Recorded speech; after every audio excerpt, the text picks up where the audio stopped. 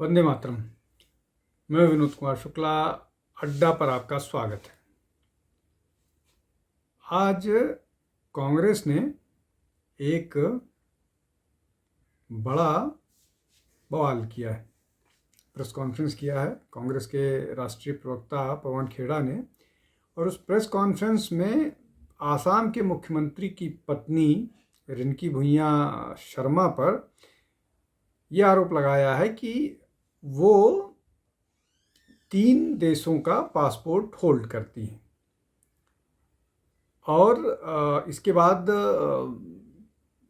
आरोप को आगे बढ़ाते हुए कांग्रेस ने उन पर या उनके पास 52,000 करोड़ के इन्वेस्टमेंट की बात कही। ये सीरीज चलती रहेगी हेमंता जी, क्योंकि बंटी और बबली गिरफ्तार होंगे। ये मैं फिर दावे के साथ कह रहा हूं, बंटी और बबली जेल में होंगे। आसाम की जनता का 52,000 करोड़ रुपया आप लूट कर अमेरिका ले जाएंगे और हमको आंखें दिखाएंगे? क्या हैसियत है आपकी हमें आंखें दिखाने की? आसाम की जनता की लड़ाई लड़ रहे हैं आप, और जो पैसा लूट कर आप गए हैं, उससे आपने दुबई में प्रॉपर्टीज खरीदी हैं, उसमें आप अमेरिका में होटल्स बना रहे हैं। क्या हम इसकी पोल नहीं खोलेंगे? हम फिर जानना चाहते हैं, दुबई में आपने केवाईसी क्या दी थी? ये मैं किसी कारण से बार बार केवाईसी पूछ रहा हूं। आपको आने वाले दिनों में बहुत कुछ मालूम पड़ेगा कि मैं क्यों पूछ रहा हूं केवाईसी। दुबई में आपने केवाईसी क्या दी थी, और जो गोल्डन वीजा आपको मिला यूएई का, उसमें आपने केवाईसी क्या लगाई थी? सार्वजनिक करिए, 24 घंटे में करिए, 48 घंटे में करिए, दिन बता दीजिए कब करेंगे, फिर हम उसका भी जवाब देंगे। आप प्रेस कॉन्फ्रेंस पवन खेड़ा ने की। आगे जो दूसरी प्रवक्ता हैं सुप्रिया श्रीनेत, उन्होंने डिटेल दिया है तीनों पासपोर्ट के बारे में। बाकायदा यूएई के पासपोर्ट को जारी करने की तिथि 14 मार्च और 2022, ख़त्म होने की तिथि 13 मार्च 2027। एंटीगुआ बारबुडा जारी की तारीख 26 अगस्त 2021, ख़त्म होने की तारीख 25 अगस्त 2031। इजिप्ट का जो पासपोर्ट है वो जारी हुआ 13 फरवरी 22, ख़त्म होगा 2029। अब ये एक बड़ा मामला है। अब बड़ा मामला है तो निश्चित तौर पर इस पर कांग्रेस के नेता सफाई मांगेंगे, और सफाई देना भी पड़ेगा, चूँकि चुनाव नज़दीक आ गए हैं तो ये मामला और संवेदनशील हो गया है और इस पर लोग जवाब खोज रहे हैं। गृहमंत्री को भी खोजा गया। गृहमंत्री अमित शाह से बोला गया है कि वो अपने दत्तक पुत्र के बारे में क्या इन्वेस्टिगेशन बिठाएंगे। दत्तक पुत्र कहा गया है अमित शाह का हेमंत विश्व शर्मा को। अब इसके 2 एस्पेक्ट हैं। पहला ये कि क्या ये जो बातें हैं वो ठीक हैं, और अगर ठीक है तो इस पर न केवल इन्वेस्टिगेशन होना चाहिए, अगर ठीक पाई जाती हैं तो इसमें कानूनी कार्रवाई भी होनी चाहिए। अगर नहीं ठीक है तो जिन लोगों ने ये फैलाया है उनके खिलाफ भी कानूनी कार्रवाई होनी चाहिए। लेकिन फैलाया क्यों है? फैलाया इसलिए है, जो बात निकल कर के आ रही है वो कि चूँकि चुनाव में कांग्रेस घिर गई है। अब घिर क्यों गई है? जिस व्यक्ति को जिम्मेदारी दी गई है वो कांग्रेस की तरफ से जिसको चुनाव की जिम्मेदारी दी गई है, गौरव गोगोई, उनकी पत्नी का पाकिस्तान के साथ पाकिस्तान के आईएसआई लिंक की बात हेमंत विश्व शर्मा ने कही थी। अब हेमंत विश्व शर्मा ने ऐसा कहा, उन्होंने प्रमाण के साथ बताया, और ये भी बताया कि किस तरह से बिना वीज़ा के किन किन जगहों पर गौरव गोगोई ने यात्रा की, और कितना पैसा गौरव गोगोई की पत्नी हैं उनको पाकिस्तान से मिलता था, और किस तरह से जो उनकी बेटी है उनका धर्म भी अब क्रिश्चियन है, वो अब हिंदू नहीं है, उनकी बेटी। और ये सारी चीज़ें पासपोर्ट के माध्यम से उन्होंने बताया। इसका कोई खंडन, इस पर कोई वो नहीं आया, ना कोई कानूनी धमकी दी, ना कोई कानूनी कार्रवाई की बात की गई। अब ये एक बड़ा वो है। लेकिन इसके पहले अमित शाह को लेकर के कांग्रेस ने 2024 के चुनाव में वीडियो जो जारी किया था, वोट चोरी को लेकर के लगातार झूठ बोलते गए और पकड़ा गया। तो कांग्रेस के ये एक के बाद एक इस तरह के एक्शंस नज़र आए हैं।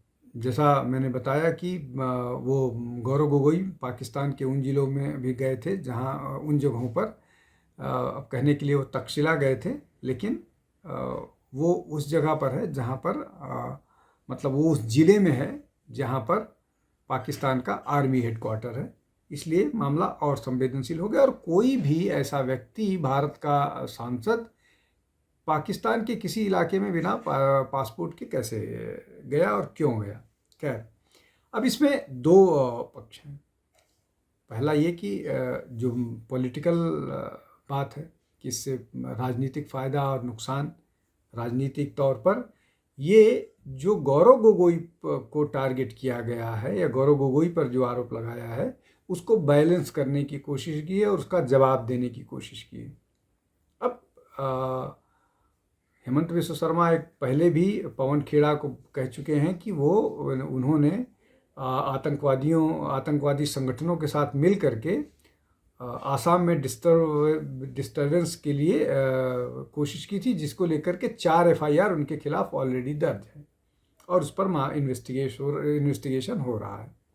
अब ये एक और मामला आ गया है, तो इस पर भी इन्वेस्टिगेशन की बात कही जा रही और ये मामला रुकने वाला नहीं है।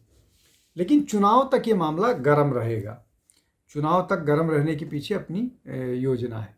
अब समझते हैं कि जब ये मामला उठाया गया है तो जो दो इसके प्रमुख जो जिन पर आरोप है और जिसके कारण, मतलब मुख्यमंत्री और मुख्यमंत्री की पत्नी पर आरोप है और मुख्यमंत्री की पत्नी पर आरोप है, तो मुख्यमंत्री भी उसकी जद में है। उनके जवाब देख लेते हैं, उसके बाद और आगे बात करते हैं। अब रिंकी भुइयां शर्मा, उन्होंने ट्वीट करके क्या जवाब दिया? उन्होंने ट्वीट करके जवाब दिया, उन्होंने लिखा तो रोमन में है लेकिन वो हिंदी में है। जवाब देते हुए पवन खेड़ा और कांग्रेस दोनों को टैग करते हुए, आपकी सिर्फ तपस्या में ही नहीं, AI जनरेशन और फोटोशॉपिंग में भी कमी रह गई। फिर आगे वो इंग्लिश में लिखते हैं, I expected a spokesperson of a national party to exercise basic due diligence rather than circulate poorly fabricated image of imaginary passport and documents. I will now be letting the law take over. Criminal charges are being initiated. We can continue this in court. ये रिंकी भुइयां का जवाब है। और इसके बाद उन्होंने कोई बात नहीं की। अब ये जवाब उनकी तरफ से आ गया। अब मुख्यमंत्री ने क्या जवाब दिया उसको भी समझ लेते हैं। इसलिए, और मुख्यमंत्री ने अपने ट्वीट को पिन कर दिया गया है।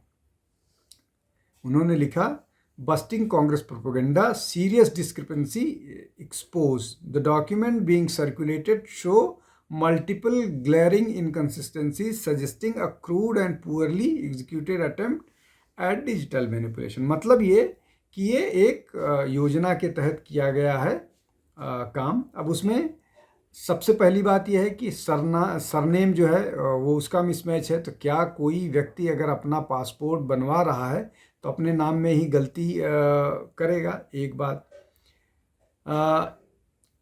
जो फोटो इस्तेमाल हुआ है सारे उसमें, वो जो सब सामान्य उस पर उपलब्ध हैं वो फोटोग्राफ हैं, जबकि पासपोर्ट के फोटोग्राफ वहीं पर क्लिक किए जाते हैं और वो दूसरे तरह से नज़र आते हैं। उसमें जो सफाई से बैकग्राउंड के साथ फ़ोटो किया जाता है वैसा नहीं होता है। उसके बाद यूएई के जो आईडी है उसमें खामियां हैं, जैसे आईडी सीक्वेंस इनकंसिस्टेंट है, ईयर ऑफ बर्थ पैटर्न पे नेशनलिटी मिसमैच है, लिस्टेड एज इजिप्ट जबकि MRZ रिफ्लेक्ट जो है वो दूसरे देश का कंट्री कोड दिखा रहा है। एंटीगुआ और बारबोडा के पासपोर्ट में एक्सपायरी डेट का मिसमैच है, जो प्रिंटेड फील्ड और MRZ में दिख रहा है। इजिप्शियन पासपोर्ट में मिसमैच है, उसमें भी प्रिंटेड फील्ड और MRZ में है, स्पेलिंग एरर इजिप्शियन का। अब इसके अलावा एक जो है टाइटल डीड में QR कोड जो है वो वैलिड है, वो कोई ऑथेंटिक जो है रिकॉर्ड नहीं सजेस्ट कर रहा है। ये बेसिक चीज़ें हैं जिसको हेमंत विश्व शर्मा ने ट्वीट करके बताया है। अब ये इनकंसिस्टेंसी है या नहीं है, और अगर तीनों पासपोर्ट हैं तो उनकी जांच होनी चाहिए, लेकिन क्या इस तरह के गिमिक से चुनाव के 20 दिन कह लीजिए 20 दिन पहले या 2 हफ्ते 3 हफ्ते पहले इस तरह का गिमिक करके चुनाव जीता जा सकता है? इस तरह से कोई योजनाएं, कोई आर्ग्यूमेंट नहीं है, कोई बात कहने के लिए नहीं है, और इस तरह का फेकरी लगातार, चाहे वो इसके पहले जो चुनाव हुए थे वहाँ पर, बिहार के चुनाव से पहले या दिल्ली के चुनाव से पहले या लोकसभा के चुनाव से पहले, क्या ये इस तरह के गिमिक से या इस तरह के AI जनरेटेड डॉक्यूमेंट से चुनाव कांग्रेस जीत सकती है? मुझे लगता है कि कांग्रेस को बहुत सीरियसली कुछ चीज़ों को पर सोचना, विचार करना पड़ेगा। क्या इस तरह के गिमिक से सचमुच चुनाव कांग्रेस कभी भी जीत पाएगी? ऐसा होता दिख नहीं रहा है। अब इसमें निश्चित तौर पर जो कांग्रेस का अपना जो सोशल मीडिया वो है वो सक्रिय हो गया है, और बीजेपी का भी सोशल मीडिया सक्रिय हो गया है। बहुत टेक्निकल बात है, उसको भी जानने की कोशिश करते हैं। एक सोशल मीडिया पर बहुत एक्टिव रहने वाले और बहुत सेन वॉइस हैं, उनका ट्वीट भी आया है।